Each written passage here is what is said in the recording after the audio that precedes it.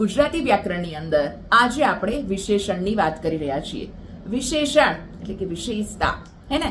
તો કે જે શબ્દ જે છે એ પછી નામ એટલે કે સંજ્ઞા કે પછી સર્વનામની વિશેષતા દર્શાવતો હોય એ શબ્દને વિશેષણ કહેવામાં આવે છે.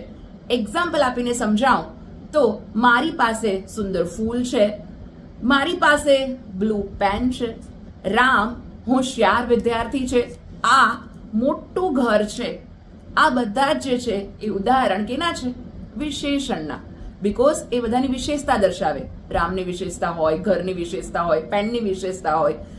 એના પ્રકાર જોઈએ તો પહેલું છે ગુણવાચક. ગુણવાચક યાની જેમ કે સુંદર, હોશિયાર એ ગુણવાચક થઈ ગયું. બીજું સંખ્યાવાચક, જેમ કે 2, 5, ત્રીજો નંબર, તો આ બધું શું થઈ ગયું? સંખ્યાવાચક. થર્ડ પરિમાણવાચક, થોડું ઘણું, અને છેલ્લે નિર્દેશ